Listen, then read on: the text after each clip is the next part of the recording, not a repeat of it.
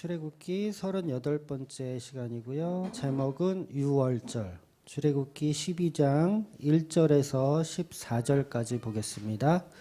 출애굽기 12장 1절에서 14절 한 목소리를 읽을게요. 시작.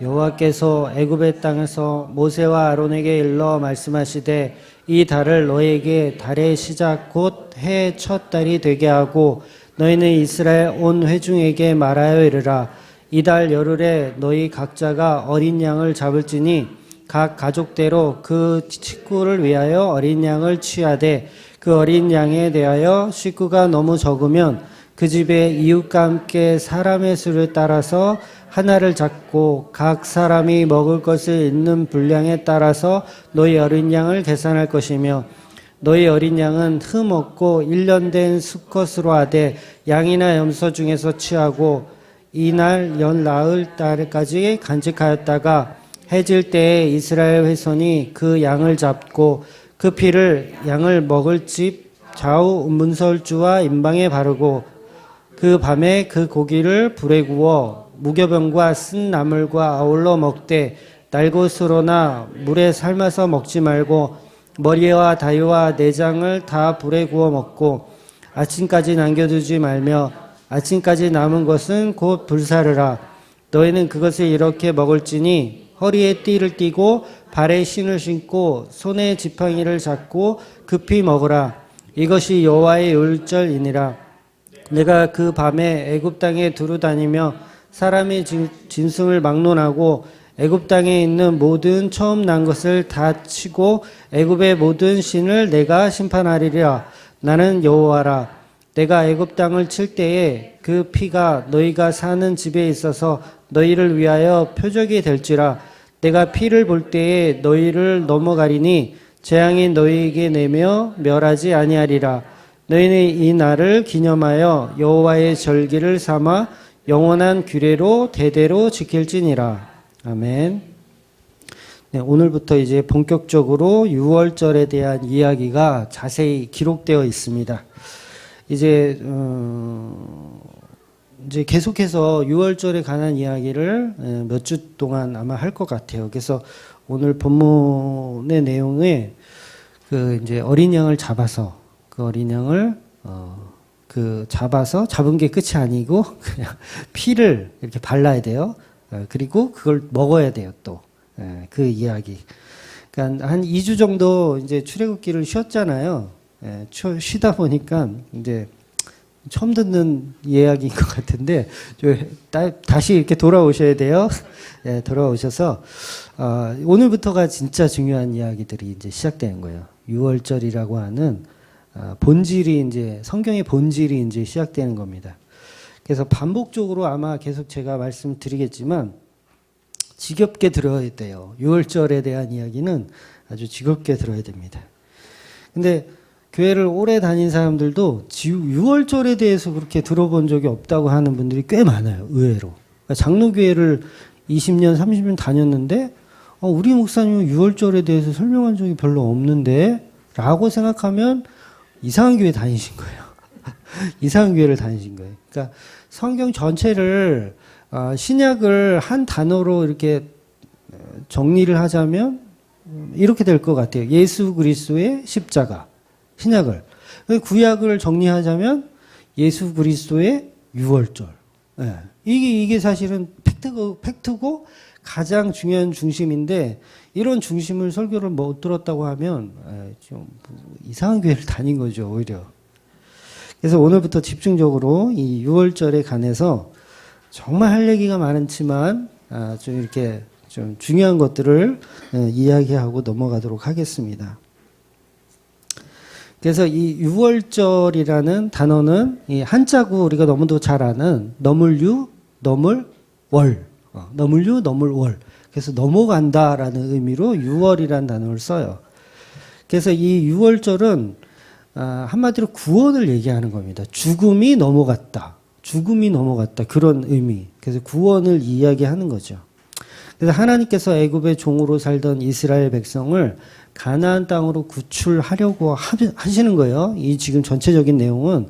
그런데 애굽인들은 이스라엘 백성들이 자기 노예니까 쉽게 보내줄 수가 없잖아요. 재산이니까. 재산이에요. 지금 애굽인들에게 이스라엘 백성은 재산입니다. 그래서 이 재산인 이 재산들을 그냥 다 내보낼 수가 없는 거죠. 그 재산을 지키려고 하는 거.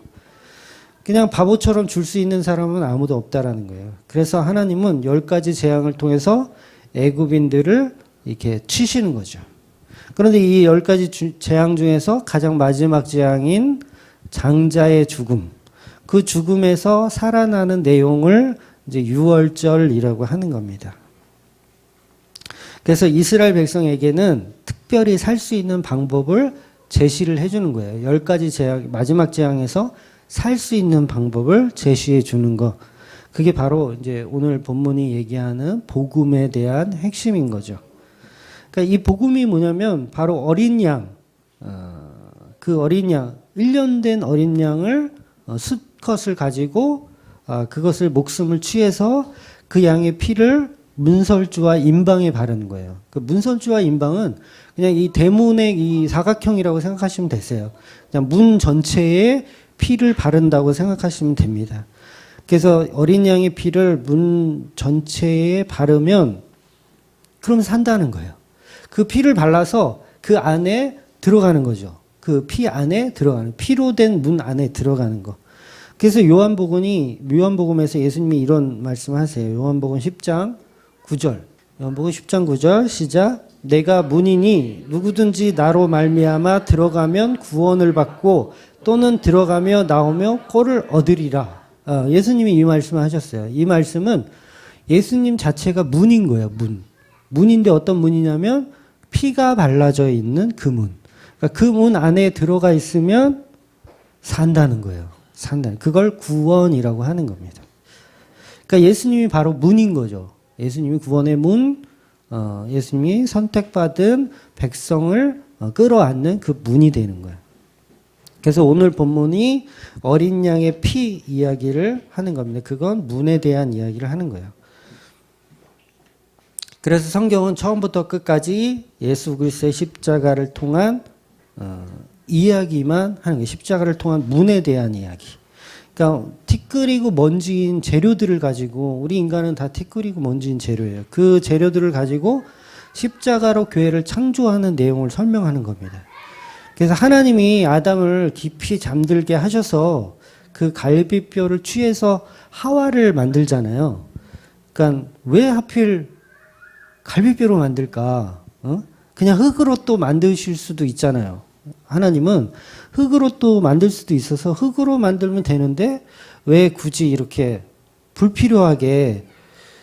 아담이 잠에서 깨고 일어났더니 옆구리가 휑한 거예요. 옆구리가 휑해서 봤더니 여기가 그냥 뚫려 있어. 뚫려 있고 봉합을 했겠죠. 이렇게 수술 자국이 있어. 만져보니까 갈비뼈도 하나 없는 것 같아. 아니 왜 이런 방법으로 하나님이 여자를 창조하냐고요. 그냥 흙으로 만들면 되지. 이것은 무언가 메시지를 우리에게 주고 싶다라는 거예요. 하나님은 우리한테 메시지를 주고 싶다는 거예요. 흙으로 창조해도 되는 하와를 가지고 아담의 배를 가르고 거기서 꺼낸 뼈로 하와를 만들었다는 건 우리의 창조 질서에 대한 이야기를 설명하는 겁니다. 결국 교회는 아담의 뼈, 아담의 그 뚫린 옆구리를 통해서 창조된다는 얘기예요. 그러니까 예수님께서 십자가에서 달려서 죽으시면서 그 옆구리가 뚫리시잖아요. 그 뚫려서 그 십자가로 완성된, 옆구리가 뚫릴 때는 예수님이 이미 죽었을 때예요. 십자가로 이미 죽었을 때 뚫리는 거예요. 그러니까 아담도 이게 잠들었다는 표현을 성경이 하긴 하지만 사실 성경은 여러 군데에서 죽었다라는 표현을 잠들었다고 표현을 하거든요. 뭐 나사로 같은 경우도 그렇고 뭐 잔다라는 표현을 많이 하셨어요. 그래서 이 아담은 사실 완전한 죽음을 설명하는 거예요. 그러니까 완전한 죽음 하면 우리가 떠올려야 되는 건 십자가거든요. 아, 십자가로 아담이 죽었구나. 그리고 죽은 아담의 옆구리를 통해서 교회가 탄생되는 거. 그러니까 예수 그리스도가 십자가에 죽으시면서 꺾이지 않는 뼈, 옆에 강도들은 다 뼈를 꺾었거든요. 죽었는지 안 죽었는지 확인하기 위해서 뼈를 꺾어요. 근데 예수님은 뼈를 꺾지 않고 그 죽음을 옆구리가 터지는 걸로 확인을 하잖아요. 그래서 꺾이지 않는 뼈를 통해서 탄생되는 것, 그게 바로 여자고, 그 여자가 바로 저와 여러분이라는 거죠. 저와 여러분, 교회인 거예요. 그래서 저와 여러분은 아담의 뼈를 통해서 태어난 교회, 성도는 다 그래서 예수님의 십자가를 통해서 그 십자가에 뚫린 옆구리를 통해서 태어나는 게 바로 교회라는 거죠. 그래서 예수님도 기도하실 때 제가 이거 십자가 져야 하나요? 다른 방법 없나요? 막 이렇게 기도하신 적이 있잖아요. 그러면서 아버지 뜻에 순종하셨단 말이에요. 내 뜻대로 마옵시고 아버지 뜻대로 하옵소서 순종했어요. 그러니까 예수님은 저항할 수 없는 완전한 순복에 대한 이야기를 하신 거예요. 그래서 예수님이 십자가에 완전히 죽으시는 겁니다. 아담이 죽는 것처럼 예수님도 죽어서 교회가 탄생되는 것. 그래서 저와 여러분은 예수님의 십자가로만 창조된 그런 사람들이에요. 그럼 보세요. 교회라는 곳이 예수님의 피값으로 사신 거가 되는 거잖아요. 예수님 피값으로 다 태어난 거예요, 여러분은. 예수님이 취한 갈비뼈로 다 태어나신 거예요. 십자가로 창조된 곳. 그래서 우리가 사실 티끌이고 먼지 가치 없는 존재에서 예수님의 십자가로 구원되어진 그런 진짜 아름다운 여자가 된 거잖아요. 하와가 처음에 태어났을 때 얼마나 아름다워요. 내 뼈 중에 뼈요, 살 중에 살이요 할 정도로 아름답잖아요. 그 아름다운 교회가 된 거예요. 그리고 교회는 뭐를 통해서 된다고요? 예수님의 죽음으로, 십자가를 통해서 되는 거예요. 그래서 여러분은 예수님 피값입니다. 네. 구원하신 진짜 교회의 모습은 피값으로 사신 거예요. 그래서 사실은 세상이 알아볼 수 없는 가치가 교회 안에 있는 거예요. 네. 세상이 추구하는 가치가 아니라 예수님의 십자가로 재창조된 가치가 있는 거예요. 이제 오전에도 제가 많이 말씀드렸지만 6년 동안 주맘교회 이렇게 섬기면서 많은 분들이 이제 그만하자. 그만하자. 그거 월급 주는 사람도 없는데 왜 그렇게 고집스럽게 하냐고. 우리 집사람이나 이제 가족분들에게는 정말 죄송한 이야기죠. 굉장히 무책임한 행동이에요. 이거 잘했다는 게 아니에요. 제가 잘했다는 게 아니라 그만두는 게 맞는 거예요. 잘했다는 게 아닌데, 근데 저는 어떤 생각이 있었냐면, 월급을 못 받고 하는 것보다도 저는 이미 다 받았다고 생각했어요. 그러니까 하나님 앞에 너무 많은 것을 받았다고 생각했기 때문에 그냥 교회가 잘 이렇게 안 돼도 그거에 대한 불만이 없었던 거죠. 그러니까 내가 이미 교회가 되었는데, 내가 예수님 피값으로 사신 교회가 되었는데 그보다 더한 가치가 있나요? 없잖아요. 더한 상급이 없어요. 월급? 그까짓 거 뭐 그게 대수인가요? 내가 이 땅에서 정말 예수 그리스도의 바른 십자가 복음을 알고 그게 나한테 은혜로 적용됐다라는 사실만으로도 그냥 벅차고 감동인데, 또 다른 무슨 월급이나 세상이 주는 가치가 저한테는 별 의미가 없었어요. 그래서 세상이 주는 푼돈 그거 나는 가치 없다. 잘했다는 게 아닙니다. 그러니까 이미 만유의 주 되신 그분이 내 남편이고 나의 아버지이고 나의 친구이고 나의 주인이신데 이미 평생 받을 보수를 다 받은 거잖아요. 우리가 다 받은 거예요. 뭘 더 바래요? 뭘 더 바래요? 월급 안 올려주셔도 돼요. 앞으로도 마찬가지입니다. 여러분이 헌금 하나도 안 하고 정말 교회 운영하기 힘들어도 전혀 상관없어요. 제가 아르바이트 하면서 하면 돼요. 예. 그러니까 복음 전하는 거에 조금도 걸림돌이 되지 않아요. 돈 없는 것은. 예. 많은 분들은 이제 돈이 없으면 선교는 어떻게 하고 교회 운영은 어떻게 하냐고 하는데 저는 그렇게 생각 안 해요. 예. 없으면 없는 대로 그냥 하면 돼요. 없으면 아르바이트 해서 하면 되고, 그다음에 없으면 집에서 이거 찍죠 뭐. 카메라 이거 놓고 이거 집에서 찍으면 되지 뭐. 예. 그러니까 돈으로 하는 거 아닙니다. 교회는 돈으로 하는 게 아니라 이미 우리는 너무 많은 걸 받았잖아요. 만유의 주 되신 그분이 내 아버지가 되시는데 뭘 더 바랍니까? 네. 그러니까 요즘 바이러스 때문에 이제 난리인데, 네, 바이러스로 교회 아무도 안 나오셔도 열심히 설교 준비할 겁니다, 저는. 네. 이미 받아서 그래요. 이미 보수를 다 받았어요. 하나님으로부터, 예수님으로부터 이미 너는 평생 받을 월급을 다 받았어요, 저는. 그러니까 받았으니까 뭐 해야 돼요? 해야 돼요. 안 하면 안 돼. 그러니까 이게 어떤 인간의 힘으로는 할 수 있는 게 아닌 거죠. 그냥 하는 거예요. 그냥 하는 거.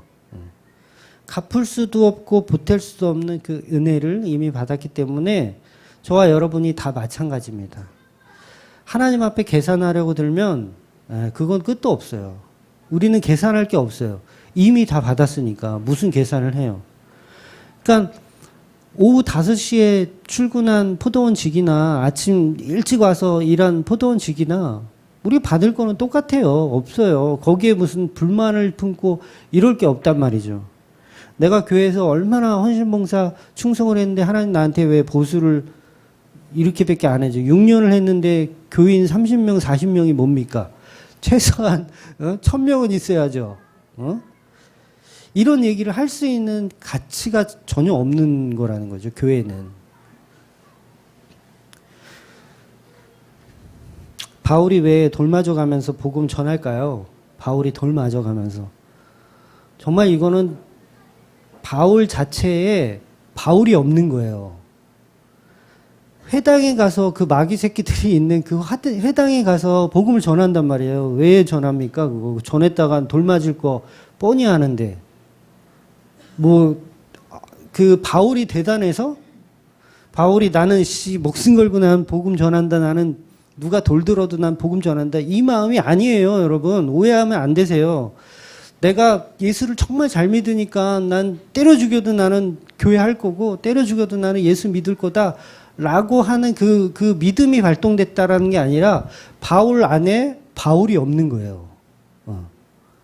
그걸 저는 미쳤다라고 표현하거든요. 예수에 미치다. 그러니까 바울 안에 바울이 없는 거예요. 바울 안에 누가 있냐면 예수님이 있는 거예요. 십자가에 죽으신 그 예수. 바울은 이미 그런 고백을 하잖아요. 나는 십자가에 이미 못 박혀서 죽었다. 내 안에 사는 것은 내가 아니고 예수 그리스도다. 이런 고백을 하잖아요. 그러니까 바울 안에는 바울이 없어요. 그럼 저와 여러분 안에는 없어야 되는 거예요. 없어야 돼요. 없으면 뭐예요? 내 안에 예수만 있으면 내가 고민할 게 있습니까? 내가 교회를 해야 되나 말아야 되나 이걸 고민할 필요가 있어요? 고민할 필요도 없는 거예요, 사실은. 바로 만유의 주제신 그분이 내 안에 오셨기 때문에 나는 더 이상 어떤 보수도 바랄 것이 없이 그냥 하는 겁니다. 그냥. 이제는 지옥 보내도 아무 할 말이 없는 존재로 하나님 만드셨어요. 그러니까 우리 안에 우리가 없으면 바울 안에 바울이 없으면 그를 죽이든 살리든 그거 뭐예요? 바울은 아무 할 말이 없는 거예요.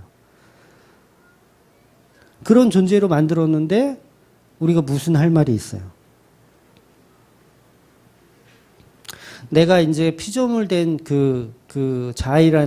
피조물 된 자라는 것을 내가 알았는데 하나님의 은혜를 주셔서 알게 하셨는데 더 이상 우리는 부귀영화가 필요가 없는 거죠. 이미 너무도 많은 것을 받은 사람인 거죠. 여러분 몇 명이나 구원받을 것 같으세요? 몇 명이나? 이 한국 기독교 안에 몇 명이나 정말 천국 갈 것 같으세요? 근데 뭘 더 바래요, 우리가? 뭘 더 바라냐고요? 예수님께서 십자가로 다 이루셨는데 목사가 계속 교인들한테 월급 타령하고 헌금 많이 하라 그러고 교회가 이게 뭐냐고? 이거 할 수가 없는 거예요. 이미 그런 사람은 가짜라는 거예요. 가짜라는 거. 뭐가 더 필요해요? 내가 만유의 주 대신 그분이 나를 지배하고 계신데. 그런데 헌금 많이 하라는 소리를 어떻게 할 수 있어요? 네. 똑같습니다. 성도들도 마찬가지예요. 어떻게 교회에 와서 기도하는데 하나님 저에게 부귀영화를 주시옵소서라는 기도를 할 수 있어요. 그거 이미 그 안에 예수는 없고 자기 자아만 가득 들어있는 독사의 새끼인 거예요. 네. 바울 안에 바울이 있는 거예요. 그거는 하나님 이렇게 해주시고 저렇게 해주시고 내가 가는 모든 길에 하나님이 인도하여 주시고 나를 완성해 주시옵소서. 다 가짜들이 하는 거예요. 그런데 바울 안에 바울이 없고 우리 안에 우리가 없는 거예요. 그래서 우리는 늘 계속 자기 부인 되어서 사는 거예요. 자기 부인 되어서. 그래서 이제 오늘 14절에 뭐라고 정리를 하냐면 출애굽기 12장 14절 시작. 14절 넘겨주세요. 시작. 너희는 이 날에 기념하여 여호와의 절기를 삼아 영원한 규례로 대대로 지킬지니라. 이 유월절을 영원한 규례로 대대로 지키래요. 이게 결론이에요. 다른 결론이 아니라. 그러니까 이 날을 기념하여 여호와의 절기를 삼아 영원히 규례로 지키라. 그래서 지금도 우리가 이렇게 영원한 규례를 지키고 있는 겁니다. 그래서 예배 가운데 유월절과 똑같은 어린 양 예수 그리스도를 경험하시는 거예요. 우리가 예배 때마다 예수 그리스도의 십자가를 경험하시는 거예요. 우리가 교회에 와서 주일날 와서 오늘도 예배 드리잖아요. 이거는 바로 영원한 규례를 지키고 있는 거예요. 뭐냐면 유월절 어린 양 예수 그리스도를 우리가 십자가의 피를 서로 나누고 있거든요. 지금 제가 오전에도 1시간 반 십자가에 대한 이야기를 했고 오후에도 또 십자가 얘기를 하는 거예요. 이게 뭐예요? 이게 성찬식 하고 있는 거예요. 저와 여러분이 일주일에 한번 세상에서 막 살아. 막 사세요. 여러분 이렇게 막 경건한 척 하지 말고 그냥 막 사세요. 술도 드시고요. 뭐 담배 피시는 분 담배 피세요. 괜찮아요. 막 살아요. 막 살지만 주일날 딱 와서 우리가 모여서 뭐 하냐면 성찬하는 거예요. 예수님의 십자가를 함께 나누는 거예요. 요걸 예배라고 하는 거예요. 예배라고 하는 거. 영원한 규례를 지키고 있는 거예요. 그래서 이 예배는 교회들만 할 수 있습니다. 교회들만. 그래서 제가 늘 말씀드리지만 교회에 예수 그리스도의 십자가의 피, 그 피가 없으면 예배 드린 것도 아니고 오늘 본문에서 말하는 영원한 규례를 안 지킨 거예요. 영원한 규례를 안 지킨 거예요. 그러니까 이 본문에서 말하는 영원하다는 말을 기억하셔야 돼요. 영원하다. 그러니까 이 영원하다는 것은 어디까지나 영원. 그러니까 어디까지 하다가 멈추라는 얘기 아니잖아요. 그냥 계속 하라는 얘기잖아요. 계속 하라는 얘기. 영원히 불멸. 예를 들어서 이제 안식일을 기억하여 거룩히 지켜라. 이것은 영원한 규례니라. 그러면 우리가 이거를 또 영원히 지킨다고 토요일날 예배 드리는 거예요. 안식일 교회. 오전에도 얘기했지만 안식일 교회에서 그랬잖아요. 안상홍네도 그렇고. 그런 영혼을 지키라는 게 아니라 그런 날짜와 절기로 영혼을 지키라는 게 아니라 예수 그리스도의 피로 영원히 지키라는 말인 거예요.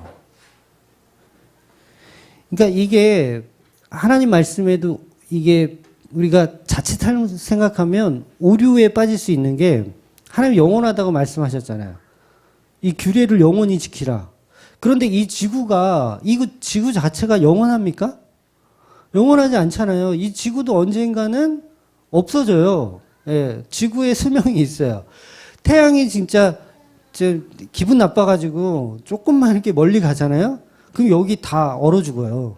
살아있을 사람 없어요. 다 얼어 죽어요. 그래서 태양이 조금 기분 좋다고 해서 좀 가까이 와. 그럼 여긴 다 사막이 되고요. 살아있을 생명이 1도 없어요. 바다는 다 증발해버릴 거예요. 아무도 남지 않을 거예요. 그러면 이 지구는 영원하지 않잖아요. 과학자들도 이 지구에 수명이 있다. 뭐 어느 정도 시간이 지나면 지구는 황폐해질 것이다. 얘기하잖아요. 그런데 하나님이 성경에다가 영원한 규례로 지키래요. 아니 지구 자체가 영원하지 않는데 어떻게 영원한 규례를 지켜요? 그 얘기는 뭐냐면 날짜와 절기를 지키라는 얘기가 아니라 영원히 그 피를 지키라는 거예요. 예수 그리스도의 피를. 그래서 천국에 가면 거기에서도 뭐 해야 되는 거예요? 예수님의 십자가 보혈을, 이 어린 양 예수 그리스도를 영원히 천국에서도 그거 찬양하는 거예요. 어린 양 예수를 찬양하는 거예요. 그래서 왜 계시록에 보면 어린 양 예수를 찬양한다는 내용이 있어요. 거룩하다 거룩하다 어린 양 되신 그 예수. 이 땅에서만 하는 게 아니라 영원하다니까요. 예수 그리스도의 피는 영원히 우리가 찬양하는 거예요. 그래서 천국 딱 가면 예수님도 여전히 그 십자가와 관련된 예수님으로 우리 앞에 오시는 거예요.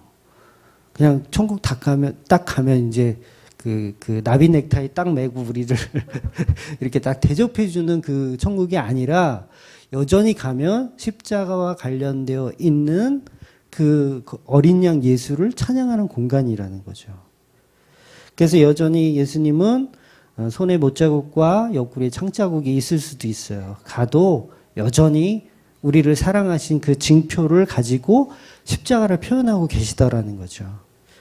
계시록, 요한계시록 5장 6절 보겠습니다. 요한계시록 5장 6절. 이건 사도 요한이 천국을 본 내용이에요. 6절 시작. 내가 보니 보좌와 내 생물과 장로들 사이에 한 어린 양이 서 있는데 일찍이 죽임을 당한 것 같더라.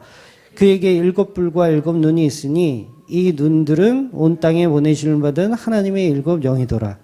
천국에 갔는데도 어린 양이 있대요. 그것도 그 어린 양이 어떤 모습이냐면 죽임을 당한 모습으로 있대요. 이거 굉장히 끔찍한 얘기잖아요. 천국에 갔는데 십자가가 끝난 게 아니야. 여전히 우리는 천국에서도 그 십자가를 영원한 규례로 삼고 있더라는 거예요. 그러니까 오늘 본문이 말하는 영원한 규례는 안식일을, 이 유월절을 기억하라는 얘기가 아니에요. 안상홍 그 하나님의 교회처럼 유월절 지켜서 예배하라는 얘기가 아니라 예수 그리스도의 피만이 영원한 우리의 찬양받을 대상이라는 거예요. 그러니까 우리가 찬양할 대상은 오직 예수님의 피예요. 다른 게 아니에요. 나를 구원하신 예수님, 이게 아니라 그 피예요. 피를 우리가 찬양하는 거예요. 여전히 천국에도 그 영원한 규례는 바로 유월절의 어린 양 예수입니다. 오직 그 십자가의 은혜를 찬양하고 노래하고 그 피와 살을 나누며 거룩하다 거룩하다 외치는 곳이 천국이에요. 네. 천국에서 뭐 하는 줄 아세요? 거룩하다 거룩하다 어린 양 피를 찬양하는 거예요. 그러니까 이 영원한 규례라는 말은 그런 뭐 절기를 지키라는 말이 아니라 예수님의 피만을 기억하라는 겁니다. 그래서 예수님의 십자가를 우리 보고 믿으라고 하는 거예요. 예수님 피만 영원히 믿어라. 다른 거 소용없고 예수님 피만 믿어라. 그래서 모든 날과 절기는 십자가 복음 안에 전부 수용이 되는 거예요. 전부 수용이 되는 거. 그래서 영원한 것은 오직 하나님이신 예수 십자가밖에 없어요. 다른 건 다 없어져요. 다 없어져. 토요일이란 안식일도 없어져요. 할례도 없어지고요. 11조도 없어지고요. 다 없어져. 남는 건 예수 그리스도의 십자가 피만 영원한 규례로 남는 거예요. 그러니까 다른 거 다 안 믿어도 십자가는 믿어야 되는 거예요. 이게 영원한 규례니까. 근데 우리는 여전히 아직도 유월절이니 안식일이니 주일 성수니 요딴 것을 문자적으로 지키는 것에 집중하고 있다면 그건 십자가 복음을 아직도 1도 모르고 왜곡시키고 있다라는 겁니다. 이것을 성령 회방이라고 하는 거예요. 성령 회방이라고 하는 거예요. 십자가를 못 듣게 하는 부류들이 성령 회방 짓을 하는 거예요. 복음을 왜곡하는 것입니다. 그래서 바울이 그런 얘기를 했어요. 아직도 날과 절기를 지키고 있냐? 너 주일 성수하고 토요일 안식일 지키고 뭐 그런 거 지키고 있냐? 뭐 11조하고 뭐라 그래요? 주정헌금하고 뭐 이런 거 하고 있냐? 그거는 초등학년 수준이야. 그런 거 하는 거 아니야. 그렇게 얘기해요. 갈라디아서 4장 9절 11절 볼게요. 시작. 이제는 너희가 하나님을 알 뿐 아니라 더욱이 하나님이 아신 바 되었거늘 어찌하여 다시 약하고 천박한 초등학문으로 돌아가서 다시 그들에게 종노릇하려 하느냐. 너희가 날과 달과 절기와 해를 삼가 지키니 내가 너희를 위하여 수고한 것이 헛될까 두려워하노라. 그렇죠? 바울이 얘기하죠. 우리는 여전히 십자가의 피를 지키라고 그 피를 기억하라고 설교를 아무리 바울이 해도 사람들은 날과 절기 지키는 거에 집중한다는 거예요. 아, 나 주일 성수해야지, 안식일 지켜야지, 뭐 11조 해야지, 뭐 작정헌금 해야지, 뭐 이러고 있다라는 거죠, 우리가. 그러니까 사도 바울이 6월절과 안식일과 할례와 11조와 모든 것이 십자가로 완성되어 버린 영원한 규례, 오직 그 십자가를 믿어라, 그 얘기를 한다는 거죠. 그렇게 설명을 했는데도 여전히 6월절을 지켜야 한다, 안식일을 지켜야 한다, 뭐 이렇게 나오는 걸 예수 안 믿는다고 하는 거예요. 예수 안 믿는구나, 십자가 피 안 믿는구나 하는 거예요. 그 바울이 그러는 거죠. 이 죽 써서 개 줬다, 그 얘기하는 거예요 지금. 유대인들에게 그렇게 설명을 했는데, 피에 대해서 그렇게 설명을 했는데 아직도 그 할례 문제 가지고 싸우고 있고 안식일 문제로 싸우고 있고 그러고 있어요. 야, 이거 내 그동안 무슨 설교를 했니? 죽 써서 개 줬다. 그러니까 피가 아니면 우리는 예수님과 무관한 종교 생활을 하는 겁니다. 그래서 저도 그런 마음 들었어요. 야, 죽 써서 개 줬구나. 시즌 1 때 죽 써서 개 줬구나. 시즌 2 때 죽 써서 개 줬구나. 야, 이거 편집해야 되는데 이거 들으면 이거 또 이게 돌 날라오겠네. 그래서 예수님도 내 생일을 기억하여 매년 트리 장식을 하고 이런 말을 하지 않으셨어요. 그런 말을 하지 않으시고 내가 주는 살과 피를 먹고 마셔라. 그리고 이것을 기억하라. 기념하라. 라고 말씀하셨어요. 생일을 기억하라고 한 적은 없는데 내가 주는 이 피, 이 떡과 이 잔, 이거 주시면서 이거는 기억하라고 하신 거예요. 영원히 기억하라고. 누가복음 22장 19절 20절 보겠습니다. 시작.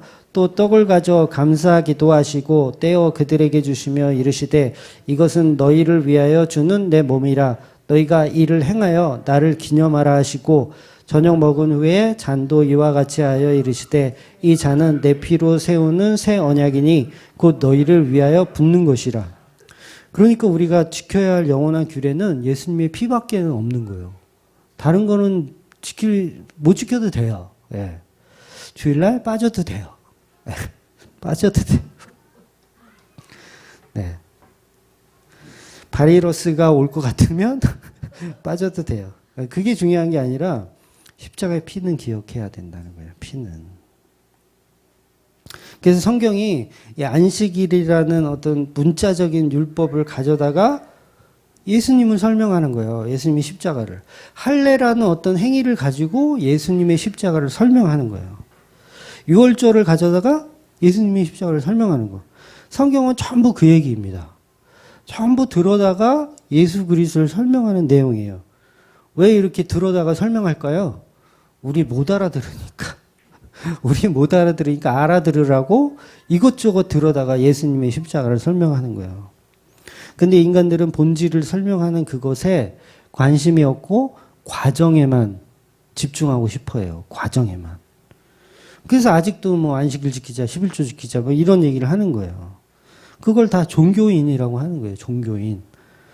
예수 피 안 믿는 종교인. 영원한 규례 안 지키는 종교인이라고 하는 거예요. 여러분, 성경을 통해서 우리한테 어떤 미션으로 주는, 과제로 주는 그런 내용 아니라고 제가 말씀드렸잖아요. 성경 읽으면서 나 이거 못했으니까 이거 해야겠다 라면 성경을 잘못 보신 거예요. 성경을 막 읽는데 나 주일 안 지켰는데 이거 보니까 주일 지켜야 되겠네? 이거 잘못 보신 거예요. 성경을. 모든 게 다 마찬가지예요. 성경 전 내용이 다 내가 헌금 하나도 안 했는데 성경 어느 부분을 읽다가 헌금해야 되겠다. 이런 감동을 주셨어. 그럼 성경 잘못 읽으신 거예요. 성경은 그런 얘기 하고 있지 않은 거예요. 성경이 말하고 싶은 거는 그냥 확정되어 있는 예수 그리스도의 십자가를 설명하고 있는 내용이라고요. 그런데 어떤 행위를 나한테 끌어내는 역할을 성경이 했다면 성경을 잘못 보신 거예요. 왜곡하신 거예요.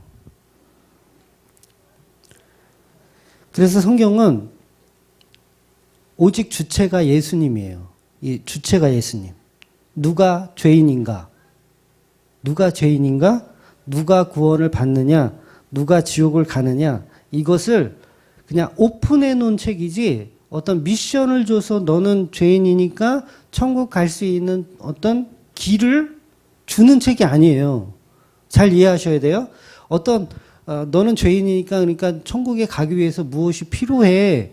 예수 그리스도의 십자가가 필요해라고 이렇게 어떤 과정을 설명하는 게 아니라 구원은 오직 예수 그리스도의 피로만 완성된다라는 결정된 선포를 하고 있는 책이라고요. 어떤 과정을 우리한테 주는 게 아니라. 이해가 되시죠? 이 부분이 굉장히 중요한 거예요. 그러니까 여기에서 이렇게 잘못 해석하면 다 행위 위주로 가는 거예요. 우리가 열심히 해야 구원받나 보다 이걸로. 근데 성경은 그런 행위가 아니라 그냥 누가 죄인인지 누가 구원받는지를 그냥 딱 팩트 있게 딱 나열해 놓은 거예요.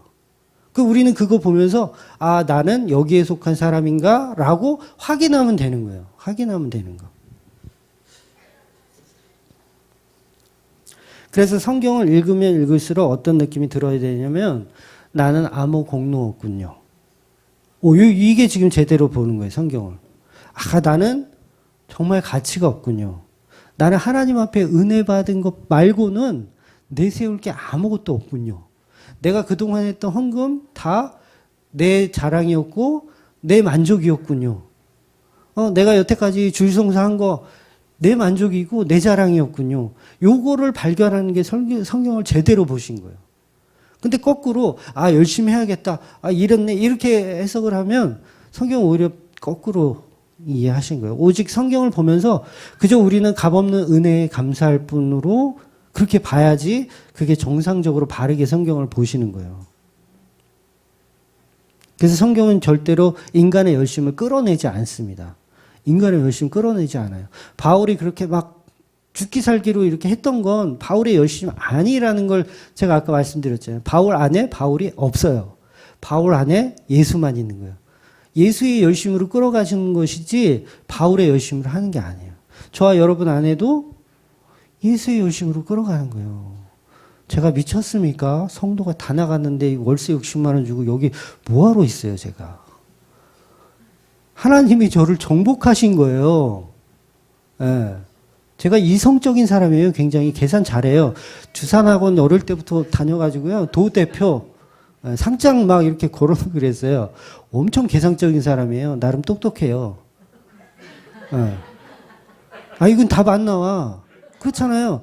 성도가 엄마 아빠하고 우리 사촌 동생 우리 이유리 집사 함집사 이거 뭐 월세 안 되겠고 이거 뭐 얘네들을 헌금을 해봐야 뭐 야 이거 그만둬야겠다. 그거죠. 이혜원 안에 이혜원이 있었으면 그거예요. 그 계산한다고요. 근데 제 안에 제가 없더라는 거예요. 없더라는 거. 그래서 미친 짓을 한 거예요. 네, 미친 짓을 한 거예요. 그래서 성경을 보면서 열심을 끌어내면 안 돼요. 가치 없으면 오히려 끌어내고 내 부인, 자기 부인이 계속 일어나야 한다는 거죠. 그래서 목사가 교인에게 끌어내는 열심이 있으면 안 됩니다. 목사가 교인들에게 열심을 끌어내. 뭔가. 그러면 성경이 잘못 본 거예요. 그 목사님이. 성경이 잘못 본 거예요.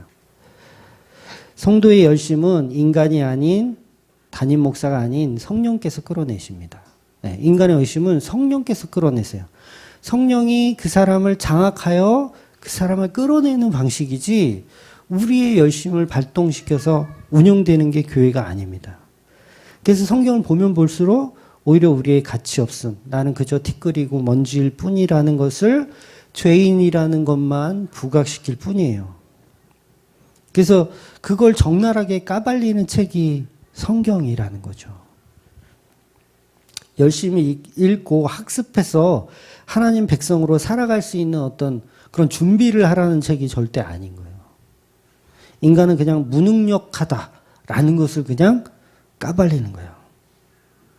그래서 성경을 읽으면 읽을수록 은혜로 살 수밖에 없어요. 은혜로 살 수밖에 없어.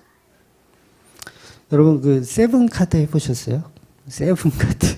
남자분들은 해보셨을 만한데 저희 동네에도 어릴 때 세븐 카드라는 게 했어요. 일명 삥바리. 아무도 모르는구나. 포커 게임 있잖아요. 포커 게임, 카드 게임. 그러니까 왜 중국 영화 보면 뭐 지존무상, 지존개상 막 이런 게 다 그 포커하는 게임을 소재로 한 영화잖아요. 그래서 딜러가 카드를 이렇게 한 장씩 줘요. 7장, 총 7장을 가지고 내가 어떤 패를 가졌는지를 승부하는 거예요. 그런데 3장 때부터 이제 동네마다 다른데 4장 때부터 베팅을 해요. 4장 때부터 돈을 거는 거예요, 이렇게. 그리고 한 장을 더 받고 또 좋은 거 같으면 또 베팅을 하고 이런 식으로 해가지고 마지막 7장에 가서도 베팅을 해요. 그런데 그 마지막 7장 카드를 이제 마지막 카드를 보통 이제 히든 카드라고 해요. 히든 카드. 이 히든 카드를 통해서 내 패가 어떤 패인지가 결정되는 순간인 거예요. 그러니까 이 히든 카드는 바꿔달라고 할 수가 없어. 그러니까 그동안은 내가 이 돈을 베팅을 할 때 확실히 내가 무슨 패를 가졌는지 아직 불안한 상태인데 베팅을 하는 거예요. 그럼 그 중에는 이제 보통 소위 뻥카라고 하는 자기가 좋은 패도 아니면서 좋은 패인 적 그 포커페이스를 하면서 속이면서 베팅을 하는 거죠. 그래서 나쁜 패를 갖고 있는 사람들은 그 돈에 눌려서 죽게 만드는 거예요. 예, 그런 식으로 이제 뻥카를 치는데 마지막 히든 카드를 통해서 뭐예요? 이제 베팅이 다 끝났어. 풀 베팅이 다 끝났어. 그러면 이 카드를 어떻게 해야 돼요? 오픈해야 돼요. 안 할 수가 없어. 오픈해. 그동안 우리가 막 거짓말로 했던 뭐 진짜로 했던 상관없이 무조건 오픈해야 되는 거예요. 성경은 그거예요. 성경은 우리의 가치를 뭐 테스트하고 그다음에 뭘 하는 게 아니라 그냥 다 오픈해 버리는 거예요. 너 그동안의 가치를 그냥 다 까발리는 거예요. 이게 성경이에요. 나쁜 것만 해가지고 비유가 적절치 못해. 죄송합니다. 그러니까 자기는 확신이 차서 나는 뭐 원페어인데 마치 막 포커를 들은 것처럼 막 이렇게 사기를 치는 그런 사람들 있잖아요. 우리 인생엔 다 있어요. 교회 안에서도 내가 정말 믿음이 좋은 것처럼 신앙을 잘하는 것처럼 6장 가질 때까지 막 했어요. 막 잘난 척을 했어. 막 자기는 막 풀하우스를 가진 것처럼 막 속여 남들을. 그런데 결국 히든 카드에 가서는 그거를 오픈 안 할래야 안 할 수가 없다라는 거예요. 오픈해 봤더니 뭐예요? 뻥카. 뻥카. 그러니까 성경은 그런 거예요. 너희들이 인생이 다 거짓말이고 너희 인생이 다 네 잘난 맛에 살았어. 그러니까 이것도 어떻게 보면 확률이잖아요. 확률. 재수가 좋으면 좋은 게 들어오는 히든 카드. 그거 보고 우리 인생 사는 거예요. 그럼 그걸 잘 살았다 그래요? 그걸 못 살았다고 하는 거예요. 쓸데없는 기대하는 거. 쓸데없는 기대하는 거. 우리가 다 힘들어요. 사는 게 다 힘들잖아요.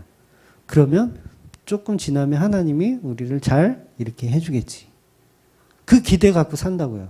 근데 성경은 그런 얘기를 하는 게 아니라 너가 얼마나 죄인인지, 너가 얼마나 가치가 없는지, 그래서 하나님만 의지해서 살 수밖에 없는지를 그냥 오픈해 놓는다고요. 근데 우리는 히든 카드까지도 자꾸 바꿔달라고 하잖아. 하나님한테. 내 인생 다시 살게 해달라고. 그동안은 고생했는데 이제는 좀 편한 인생 해달라고. 근데 아닙니다. 계속 힘들 거예요. 어쩌면 그게 더 복이라는 걸 역설적으로 성경이 이야기하고 있는 거예요. 오히려 그게 더 복이다. 6년 동안 주만교회 했는데 우여곡절이 있었잖아요. 힘들 일도 있고 뭐 그런 일도 있었어요. 앞으로는 없을까요? 네, 앞으로도 있어요. 그럼에도 불구하고 내가 아닌 예수로 살아야 된다는 거죠. 여러분의 인생에서도 여러 가지 우여곡절이 있고 힘든 일이 있어요. 앞으로 더 힘든 일이 있을 수도 있어요. 살아온 날보다 살 날이 더 부족하신 분들 많잖아요. 이거 말 제대로 했나요, 제가? 그럼 보세요. 이거 자꾸 우리가 보상하고 싶은 심리가 있어요. 하나님 앞에. 근데 그렇지 않아요. 하나님 앞에 여전히 우리는 들통나야 돼요. 들통나야 돼요. 그래서 성경은 결과를 알려주는 책이지 무엇인가 노력하여 해나가라는 책이 아닙니다. 배팅이 끝나면 절대 바꿀 수 없이 그냥 공개해야 되는 거예요. 하나님 앞에 심판대에 가면 공개해야 되는 거예요. 우리 인생을 공개해야 되는 거예요. 절대 변하지 않는 진리, 그 진리를 공개하는 게 성경입니다. 그게 바로 십자가밖에 없는 거예요. 우리가 가져야 할 히든카드는 뭐예요? 십자가밖에 없어요.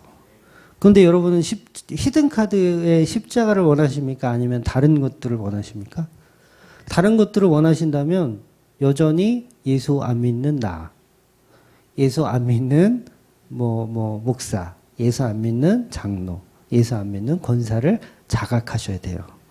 우리가 받아야 할 히든카드는 오직 예수 그리스도의 십자가밖에 없습니다. 그 십자가의 구원은 진리고 불변의 법칙입니다. 그래서 성경을 통해서 내가 성도인지 아닌지를 확인하는 게 성경이에요.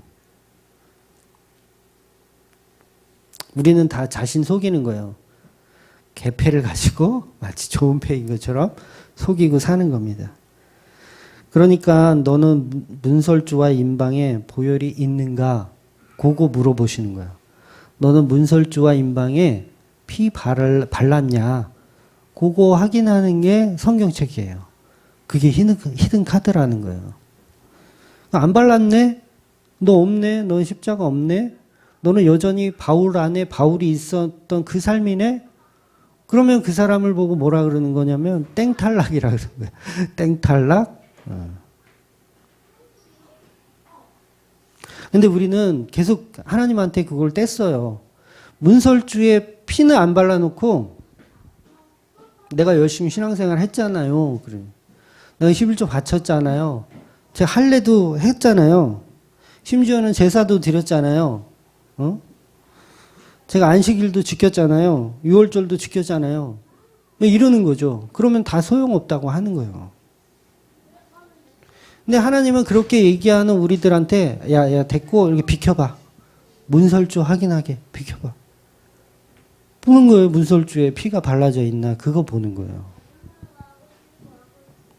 저와 여러분 안에 예수 십자가 그 피가 없으면 모든 것이 헛된 삶입니다. 헛돼요. 차라리 안 태어나는 것보다 나아요. 네. 안 태어나는 게 나아요. 네. 여러분 삶에 십자가가 없으면. 이건 우리 인생에서 가장 중요한 이야기입니다. 가장 중요한 이야기예요. 십자가는 우리 인생의 전부여야 하는 거예요. 전부여야 해요. 저는 이런 설교를 좀 목사님들이 좀 많이 했으면 좋겠어. 교회에서 됐고 다 쓸데없고 당신의 인생은 예수 그리스도의 십자가가 있는지 확인해 보세요. 그거 없으면 당신은 차라리 안 태어난 것보다 나아요. 이런 설교들을 좀 목사님들이 좀 대형교회 목사님들이 좀 해주기를 바랄 뿐입니다. 그런데 우리 인간들은 관심이 없어요. 십자가에 관심이 없어요. 내가 하고 있는 사업 잘됨에 관심 있고 내가 다니는 직장에 관심 있고 내가 꾸려가는 내 가정에 더 관심이 있어요. 내가 지켜야 하는 교회에 더 관심이 있어요. 십자가는 관심이 없어요. 왜 그런 겁니까? 이게 도대체. 성령의 개입이 없어서 그래요. 성령 없이 살고 있어서 그래요. 성령은 오직 우리에게 십자가만 설명합니다. 귀에 못이 박히게 쫓아다니면서 성령님은 계속 십자가 얘기해요. 십자가. 십자가, 십자가, 십자가. 우리는 듣기 싫어. 듣기 싫어. 듣기 싫으니까 기도원 가서 막 투정 부리죠. 십자가 말고 사업 잘 되게 주님 도와주시옵소서. 네. 교회가 커지게 하여 주시옵소서. 십자가 치우고. 우리 이런다고요. 그걸 신앙생활이라고 속이고 있다고요. 요한복음 20장 22절. 시작. 이 말씀을 하시고 그들을 향해서 숨을 내쉬며 이르시되 성령을 받으라. 그러니까 예수님께서는 성령을 주신 거예요. 성령을 주셨는데 그 성령이 뭐라고요? 십자가 얘기한다고요. 계속 주잘주잘. 십자가, 십자가, 십자가.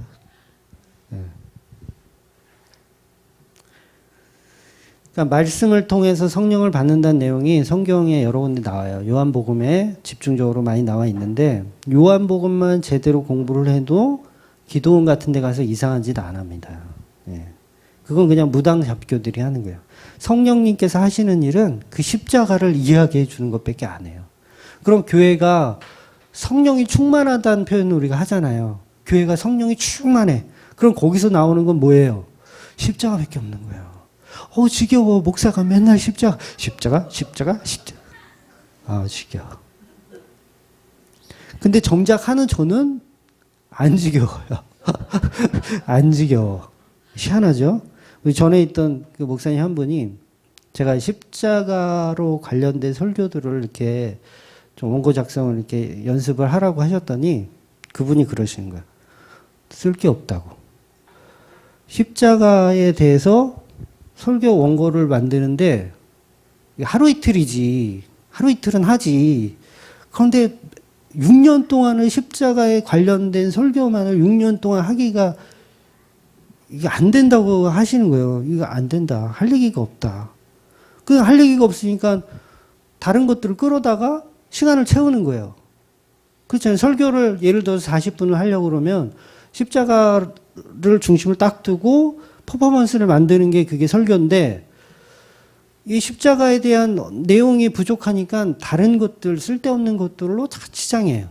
그러니까 설교할 게 없다고 그런 고백을 하시는 분이 있었어요. 근데 그게 틀린 말은 아니더라고요. 그러니까 이건 우리 안에 우리가 없어요. 내 안에 내가 없는 거예요. 교회 안에 성령 충만, 그냥 성령이 지배하기 때문이라고 밖엔 설명이 안 돼요. 저도 가끔 제가 놀라요. 그러니까 그 놀랍다라는 건 제가 잘났다라는 게 아니라 내 안에 내가 없구나. 그런 생각을 하는 거예요. 자기가 한 설교에 자기가 감동받는 놈은 저밖에 없을 거예요. 내가 한 게 아니더라는 거죠. 제가 무슨 그런 얘기를 어떻게 해요? 건방지게 말이야. 다 필요 없고 십자가 믿으라고. 그 얘기를 어떻게 해요? 어린 놈의 시기. 네. 근데요, 기독교는 어떤 적용도 없습니다. 기독교는 어떤 적용 없어요. 뭐 해라, 말하라, 이런 적용 없어요. 그냥 십자가 믿자. 십자가만 믿어야 된다. 이게 기독교입니다. 십자가만 제대로 배워서 성령을 받으면 윤리, 도덕, 적용, 필요 없어요. 필요 없어요. 내 인생의 운전대를 예수님이 잡고 운전을 하시는데 저는 옆에 그 자리에서 그냥 쭈그려 있어야죠. 쭈그리가 돼야죠. 왜 자꾸 일로 가라 절로 가라 예수님한테 예수님 이쪽으로 가세요 저쪽으로 가세요 이 얘기를 어떻게 해요. 운전대를 예수님이 잡고 계신데. 그러니까 윤리 도덕 같은 게 필요가 없는 거죠. 그냥 우리는 부인만 필요해. 자기 부인만. 자기 부인만 필요한 거예요. 어떤 분들이 간혹 이제 목사님 설교에는 적용이 없다. 적용. 그래서 십자가인데 그래서 어떻게 살라는 거냐. 이런 적용이 없다라는 얘기를 가끔 하세요. 그러니까 복음은 이제 알았는데 십자가 복음은 뭔지 알았는데 그러면 이제 직장에서 어떻게 친구 관계를 어떻게 해야 되고 어떤 적용을 하면서 회사 생활을 해야 되고 사업체에서 생활을 해야 되냐. 그런 질문을 가끔 하시는 분이 있어요. 그럼 저는 그렇게 얘기하죠. 네. 마음대로 하세요. 마음대로 하세요. 네. 제가 십자가가 전부라고 설명하잖아요. 십자가가 전부인데 그것이 영혼을 우리 영혼을 좌지우지한다고요. 천국과 지옥을 결정짓는다고요. 그런데 그것 말고 무슨 처세술이 필요합니까? 내가 사업하는 거, 직장 다니는 거, 교우 관계 갖는 거, 친구 만나는 거 그게 무슨 상관이에요? 뭘 하든. 내가 좀 친구들 사이에 좀 좋은, 쟤는 교회 다니니까 좀 괜찮은 애야 라는 얘기를 꼭 들어야 되는 건가요? 아닌 거예요. 그거하고는 무관한 거예요.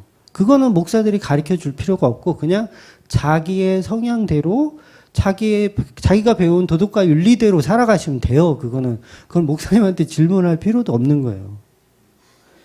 그러니까 중요한 건 예수 그리스도의 십자가가 있느냐, 그 인방과 문설주에 피 발라져 있느냐, 그거를 얘기해 주는 게 설교라고요. 그러니까 처세술을 가르쳐 주는 게 성경이 아니에요. 내가 어떻게 해야 되지? 지금 관계가 이렇게 나쁜데 어떻게 해결해야 되지? 막 이런 거. 네, 저도 몰라요. 이 땅에 와서 우리가 아무리 많은 부귀영화, 율법 지킴, 거룩한 삶 다 갖다가 치장을 해도 문설주에 피가 없으면 소용이 없다는 얘기예요. 그냥 우리 인생은 거기까지인 거예요. 거기까지. 십자가가 없으면 우리 인생은 그냥 개 돼지만도 못한 인생이 되는 겁니다. 그냥 하루살이 인생하고 똑같아요. 아니 그보다 더 안 좋은 인생이에요. 그래서 우리는 죄인의 자리에서 구원하시는 그 십자가의 은혜를 배우시면 되는 겁니다. 적용은 성령님께서 알아서 하세요. 알아서 감동으로 하시는 거예요. 그러니까 여러분 예배하러 오는 것도 그렇잖아요. 요즘 바이러스 때문에 이제 예배를 하러 가야 되는 건가, 이게 덕이 되는 건가, 아니면 그냥 집에 있는 게 나은 건가 무지하게 고민하시는 분들 많더라고요. 제가 다른 카페나 어떤 뭐 파주맘에도 보니까 오늘 아침에도 어떤 분이 여러분 오늘 주일인데 교회 가시는 분, 교회 안 가시는 분, 이걸 질문하고 있더라고요. 어떤 분이. 그러니까 본인도 이걸 가야 되나 말아야 되나 고민하고 있는 거야. 응? 예배를 해야 되나 아니면 뭐 헌금을 해야 되나, 전부 어떤 그런 거를 성령님의 감동으로 그냥 하는 거예요. 어떤 정답이 없는 거예요. 그냥 감동이 오는 대로 하시면 돼요. 근데 우리가 막 결정해 버리잖아요. 어떤 것을. 예를 들어서 나는 뭐 작정 기도를 하겠다. 뭐 40일 작정 기도회. 요게 뭐예요? 요런 걸 다 개수작이라고 하는 거예요. 그때 감동대로 하는 거지 내가 결정해 놓는 게 아니에요. 주정헌금이라는 게 뭐예요? 내가 주일날은 얼마의 금액을 매주 내겠다. 이거 스스로 정하는 거 아니에요. 그것도 개수작인 거예요. 어떤 때는 좀 많이 하고 어떤 때는 좀 적게 하고 어떤 때는 안 하고 그런 게 맞는 거지 내가 정하는 게 아니에요. 주일날 어떤 상황이 돼서 못 가면 못 올 수도 있는 거예요. 나는 이거 목숨같이 지키겠다. 이게 벌써 자기 신앙생활을 하고 있는 거예요. 자기 신앙생활. 그러니까 그런 분들의 특징이 목사님한테 물어봐요. 가야 돼요? 말아야 돼요? 그런 거. 근데 교우 관계가 이런데 어떤 게 하나님의 뜻인지 모르겠어요. 이런 거 질문하는 거예요. 감동대로 하시면 되세요. 무언가를 결정할 때 그것이 우리가 선택하잖아요. 무언가를 결정해야 될 때 선택하잖아요. A든 B든 선택하잖아요. 그런데 무엇을 선택하든 아무 상관없는 거예요. 아무 상관. 성령께서는 A를 선택하든 B를 선택하든 이끌어 가세요. 그냥. 이끌어 가세요. 근데 우리가 그걸 모르니까 계속 불안한 거야. 내 인생이 불안한 거야. 내가 결정해야 되니까. 불안한 거야. 아니에요. 그냥 감동 오는 대로 조금 더, 감동 오는 대로 그냥 하시면 되세요. 틀렸다고 후회할 것도 없고 잘했다고 자화자찬할 것도 없는 거죠. 네, 다음 주도 코로나 바이러스가 성행하더라도 감동 오시는 대로 하시면 되세요. 안 나온다고 손가락질 안 하고요. 나온다고 왜 나왔냐고 하지 않아요. 네. 그러니까 우리는 전부 자기 위주로 살아가요.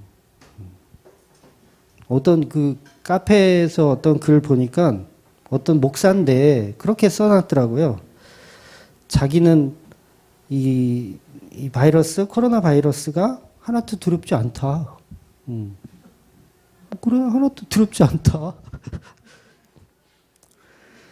나는 하나님께 목숨 걸고 예배하겠다. 뭐 그게 뭐 죽이든 살리든 예배하겠다. 근데 그게 굉장히 괜찮은 이야기 같지만 그걸 개수작이라고 하는 거예요. 그걸. 우리는 뭘 해도 자기 자아 챙기게 하는 거예요. 죄에서 자유할 수가 없는 거예요. 그래서 십자가 은혜로만 사는 사람이 바로 성도라고 하는 겁니다. 그래서 날마다 죄를 인식하는 것이 오히려 복인 거예요. 그게 오히려 복된 삶입니다. 코로나 때문에 교회를 못 가네? 죄송합니다, 하나님.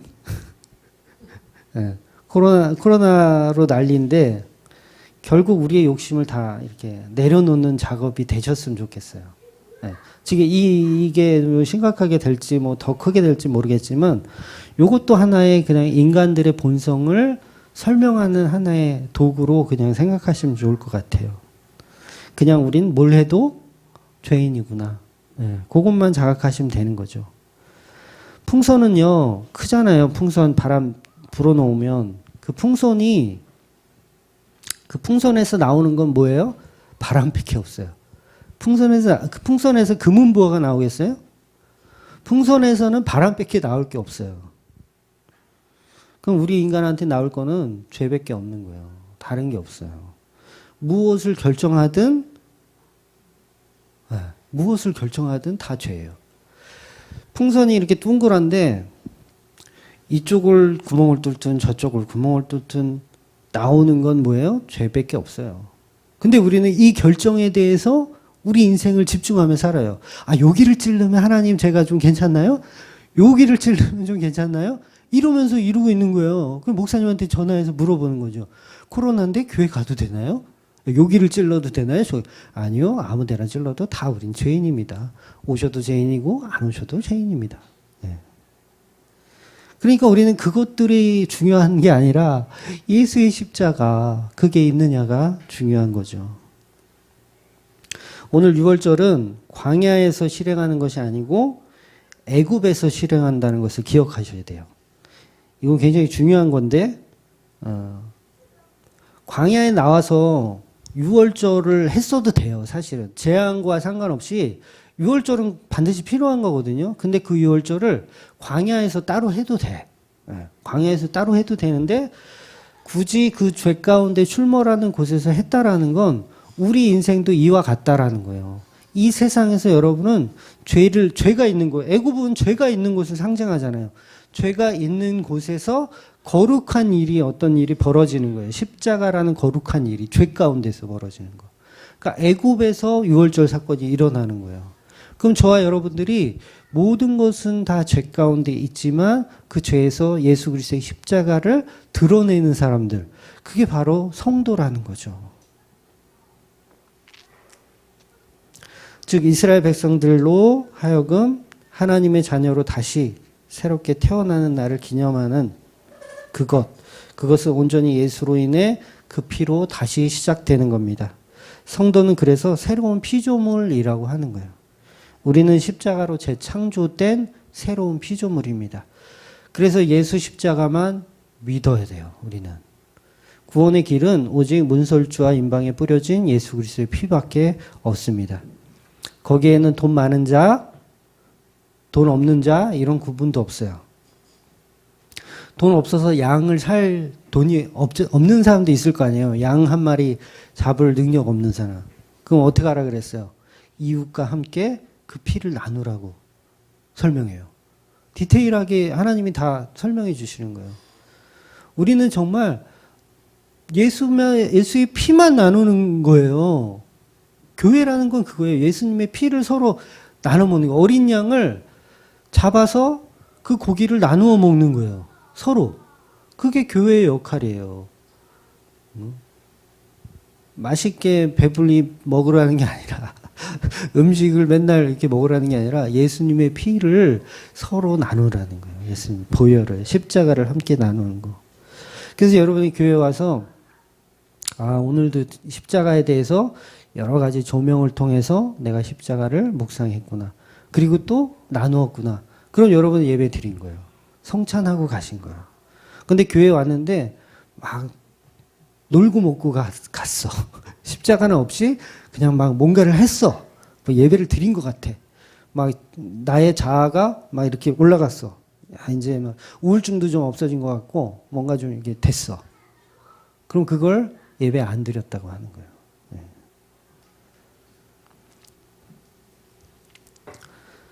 그래서 예수님의 십자가는 어떤 자이든 상관없이 다 문설주와 피와 임방에 피만 바르면 다 구원이 되는 겁니다. 그래서 우리 인생에서도 예수 그리스도를 발견하시는 그 피의 은혜를 알게 되시는 저와 여러분 되시기를 주의 이름으로 축원드립니다. 아멘. 기도하겠습니다.